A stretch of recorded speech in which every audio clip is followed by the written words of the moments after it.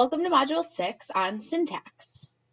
Syntax is the study of the way in which words combine in a particular language to form phrases and to form sentences. Different topics we're going to talk about in today's video is syntactic properties, meaning word order, and co-occurrence relationships, syntactic categories, constituency tests, and sentence diagramming. So in syntax, we call sentences or phrases either grammatical, they form it, or ungrammatical. And when you want to mark an ungrammatical sentence, you put an asterisk in front of it. These properties include word order and co-occurrence. So word order typically in English is subject, verb, object. In other languages, it differs. Co-occurrence relationship means there's parts of sentences. So there's arguments, which is an expression required by another expression. So John called his mother yesterday. John and his mother are both arguments for the verb called. They're required for the sentence to be grammatical.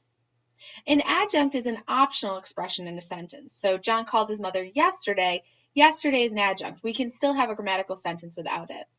For more details when you're reading, pay close attention to page 207 in your book. Different syntactic categories. So page 221 in your book has a list and it has different examples. Read it over. We have sentences, we have noun phrases, nouns, determiners like the, and, those, adjectives, which are descriptive verbs, verb phrases, transitive verbs, which require one argument, ditransitive verbs, which require two arguments, sentential complement verbs, adverbs, which modify a verb or an adjective, prepositions, and prepositional phrases. So we also have different constituency tests. Constituents we'll discuss in a second, but your book only discusses 3 constituency tests: question, answer, clefting, and coordination. But there are other constituency tests that can be used as well, and I'll describe them in this PowerPoint. I particularly do not like the coordination test because it's easy to pass. It doesn't give you a rigorous test of a constituent. So a constituent is a group of elements in a sentence that express meaning in a coherent way. It's not word level, so it's not just one word. It has to be a group of words. So if we take the sentence, John and Mary like to take trips through the Sahara Desert. We're going to test for different constituents in this sentence. Now note, not all tests work for all constituents, just because of how some of the tests are formatted. But you need to have at least 2 tests to justify any constituent. The question and answer test is where you make a question that includes all the words except the string of words you want to test as a constituent. And then the answer to the question is the string of words. So for example, who likes to take trips through the Sahara Desert? John and Mary is a constituent. What do John and Mary like? To take trips through the Sahara Desert. What do John and Mary like to do? Take trips through the Sahara Desert. We have a failure with the constituent trips through because what do John and Mary like to take the Sahara Desert? Answer, trips through. This is not grammatical, so it's a fail. Clefting is when we create a sentence. It was X, Y, with X being what was tested in the constituent. So for example, it was John and Mary that liked to take trips through the Sahara Desert. It was the Sahara Desert that John and Mary liked to take trips through. We know John is not a constituent because it fails. It was John that and Mary liked to take trips through the Sahara Desert. The coordination test is when you create a sentence with coordinating conjunction in the second argument and you try and reverse it. So John and Mary like to take trips through the Sahara Desert and sightsee in Paris. Then we reverse it. John and Mary like to sightsee in Paris and take trips through the Sahara Desert. A failure would be John and Mary like to take trips through and sightsee the Sahara Desert. It fails because when we reverse it, John and Mary like to sightsee and trips through the Sahara Desert. It fails. The rearrangement test is where you rearrange the sentence by moving the suspected constituent elsewhere. So trips through the Sahara Desert are what John and Mary like to take. Trips through are what John and Mary like to take the Sahara Desert. It fails. The omission test is when we omit the suspected constituent.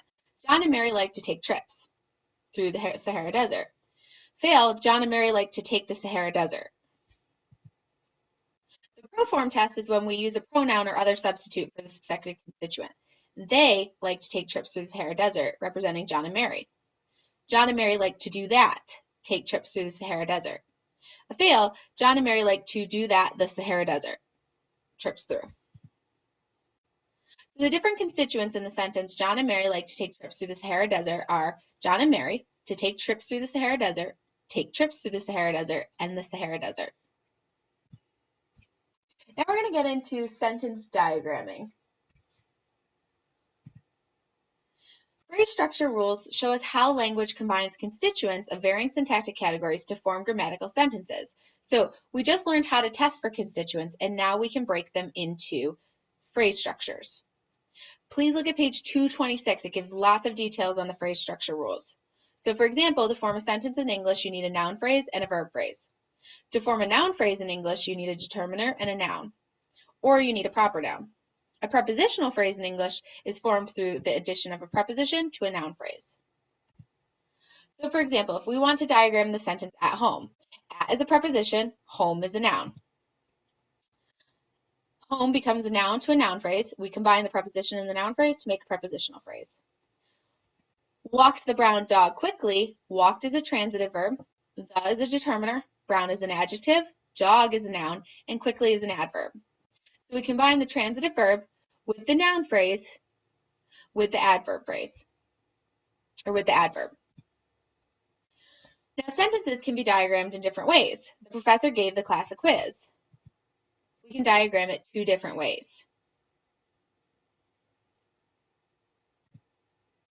So now you're going to want to try these different practice problems on your own and then look at the answers to review. So there's different ones from the book you want to practice. There's practice constituency tests, and you want to test those possible constituents. And then there's also practice tree diagramming. Let me know, as always, if you have any questions.